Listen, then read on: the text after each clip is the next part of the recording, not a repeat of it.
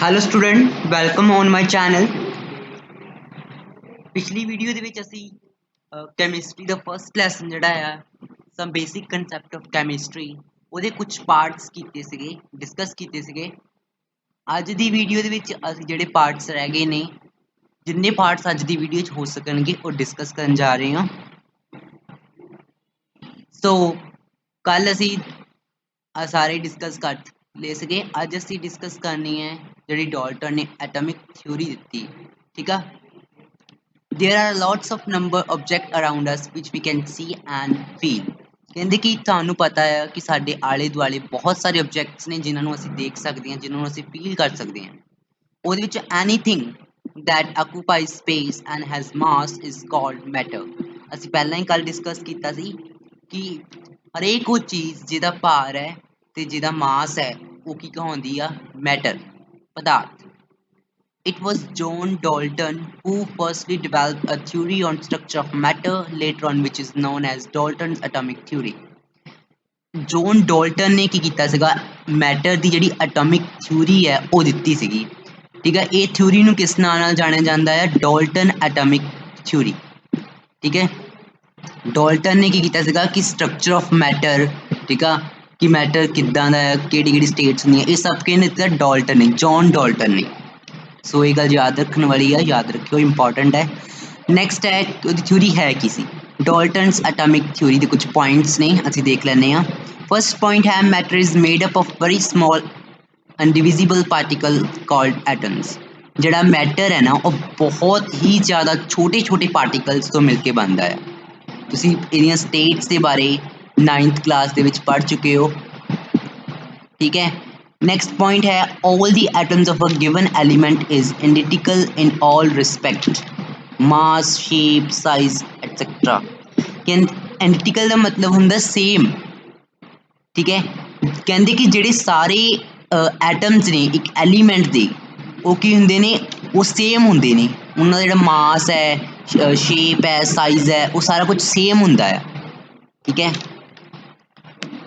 Next point, third point है atoms can not be created not destroyed by any chemical process. कहते कि जिहड़ा atoms है, atom है जिहड़ा वो कदे भी बनता जां बिना उहदा खत्म नहीं हुंदा किसी भी कैमिकल प्रोसेस दे विच। फोर्थ पॉइंट है atoms of different element are different in nature. ये सानू पता ही है कि जिहड़े एटम्स ने हरेक एलीमेंट का जिहड़ा एटम होएगा वो डिफरेंट होएगा, ओबवियसली जी गल है। ठीक है। सो नैक्सट साडा टॉपिक है the law of chemical combination. Combination का मतलब की हुंदा है कि दो चीज़ों कंबाइन करना, असीं उहनूं कॉम्बीनेशन बोलते हैं। ठीक है। कैमिकल तुसीं समझदे हो कैमिकल वर्ड तो। ठीक है। कैमिस्ट्री दे विच कैमिकल वर्ड कितना इंपॉर्टेंट है, ऑल ऑफ यू नो। हाँ जी। The law of chemical combination की हुंदा है कि कॉम्बीनेशन मतलब तुम समझते ही हो कि किसी दो एलीमेंट्स नू कंबाइन करके, ठीक है, उन रिएक्शन करवाना, उन्होंने असीं कहने हैं कैमिकल कॉम्बीनेशन। ये कुछ लॉज दिते ने, असीं वो पढ़ लैने आ। फर्स्ट जिहड़ा लॉ है वो है the law of conservation of mass. ये लॉ नूं तुसीं पहलां ही पढ़ चुके हो छोटियां क्लासां दे विच।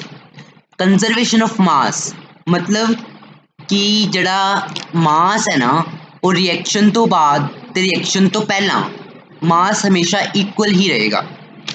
ये साइंटिस्ट का नाम दिता गया है जिन्हें law of conservation of mass दिता है। ठीक है। In a chemical change total mass remain conserved. कहते कि जो कैमिकल रिएक्शन हुंदा है जिहड़ा मास हुंदा है वो सेम ही रहिंदा है। ठीक है। उन्होंने एक एग्जाम्पल दी आ, मैं तुहानूं ईजी एग्जाम्पल्स नाल समझा दिंदा आ। हुण एक पासे हुंदा रिक्टेंट। रिक्टेंट तुहानूं सब नूं पता ही होएगा कि रिक्टेंट की हुंदा आ और प्रोडक्ट साइड हुंदी है। ठीक है। एक रिक्टेंट मतलब कि जिहड़े एलीमेंट रिएक्शन कर रहे हैं आपस दे विच। ठीक है। वो कोई भी हो, सपोज करो इत्ते ए प्लस बी कोई एलीमेंट्स ने कुछ। ठीक है। ये रिएक्शन कर रहे हैं तो रिएक्शन करके सपोज करो ये ए और बी बना रहे हैं। ठीक है। कंपाउंड बना रहे हैं। सो सपोज करो कि एदा मास की है 3 ग्राम। ठीक है। और एदा मास की है 4 ग्राम। सो रिएक्शन तो बाद इन्हां दोनों का मास की होएगा, इन्हां दोनों का मास भी 7 होएगा क्योंकि इन्हां दोनों का मास जिहड़ा है वो भी 7 है। सो इहदा मास भी की होएगा 7 होएगा। यही जिहड़ा इस लॉ दे विच क्या होया है कि रिएक्टेंट साइड दे विच जिन्ना मास होएगा उन्ना ही मास जिहड़ा है वो प्रोडक्ट साइड दे विच होएगा। सो ये है the law of conservation of mass. ये की कहता है कि mass can neither be created not destroyed. जे पेपर दे विच इहदी डेफिनेशन आ जाती है तो तुसीं इहदी डेफिनेशन किवें लिखोगे? The law of conservation of mass state as that mass can neither be created nor destroyed during any chemical reaction। ठीक है, सो इस प्रकार तुसी डेफिनेशन लिख सकते हो। इंपॉर्टेंट लॉ है, सो इस लॉ नू बिल्कुल याद रखना तुसी अपने माइंड दे विच।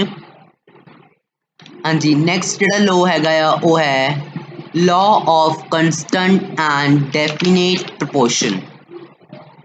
एक इन्हें दिता प्रोस्ट नाम दिता हुआ साइंटिस्ट का। All chemical compounds are found to have constant composition irrespective of their methods of preparation or sources। इहदी जिहड़ी इत्थे डेफिनेशन दित्ती हुई है ये थोड़ी जिन्नी डिफरेंट है, थोड़ी औखी जी है। सो इहदी जिहड़ी ईजी डेफिनेशन तुसीं कह सकदे हो कि law of constant composition states that a pure chemical compound always contains some elements combined together in the same definite proportion by weight।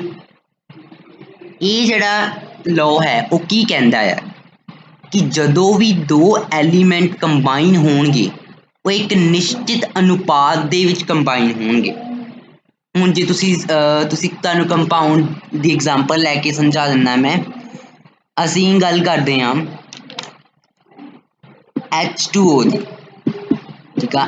What is it, ये की है H2O की है, सबनों पता है, बहुत ही छोटिया जमातां तो असीं सुनते आ रहे हैं, पढ़ते आ रहे हैं दैट वट इज H2O। सबनों पता है कि H2O वाटर है, ठीक है। ये तुहानूं तुसीं सुनिया भी होएगा छोटी क्लासां दे विच कि ये किस अनुपात दे विच जुड़े हुंदे ने, 1:8।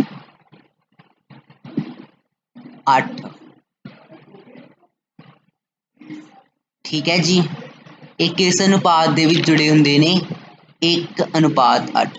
देख लैने आ किवें। हुण H2O जिहड़ा हैगा आ उहदा जे असीं मोलर मास निकालीए तो की आएगा, किन्ना हुंदा H2O दा एटॉमिक मास। H2O दा एटॉमिक मास हुंदा है 1, 2 है। सो इत्थे आ जाएगा 2+ और ऑक्सीजन, सॉरी इधर 2 आ जाएगा। और ऑक्सीजन का कितना हुंदा है, ऑक्सीजन जिहड़ा एटॉमिक मास हुंदा है वो हुंदा है 16।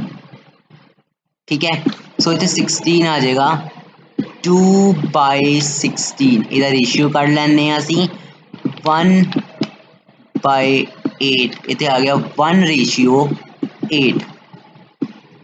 ठीक है, सो इस प्रकार असीं इहदा रेशियो कढदे हां 1:8। एक ये जिहड़े अनुपात है वो 1:8 है।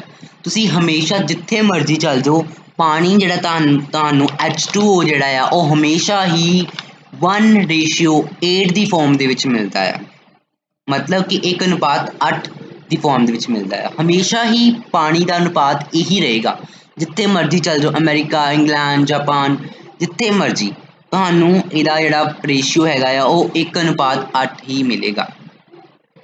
ठीक है, यही लॉ कहता है कि हमेशा कोई भी कंपाउंड है वो एक निश्चित अनुपात दे विच जुड़े होंगे। हुण कोई होर कंपाउंड हो सकता है जिहड़ा किसी निश्चित अनुपात दे विच जुड़िया होवे। ठीक है, इन्हां दा अनुपात कितना है 1:8। ये बहुत ही कॉमन है, इस करके तुहानूं मैं इहदी एग्जांपल समझाई है बिकॉज बहुत कॉमन है, बहुत बार एग्जाम दे विच पुछा भी जाता है। ठीक है, ये सीगा साडा द लॉ ऑफ कंस्टेंट और डेफिनेट प्रपोर्शन।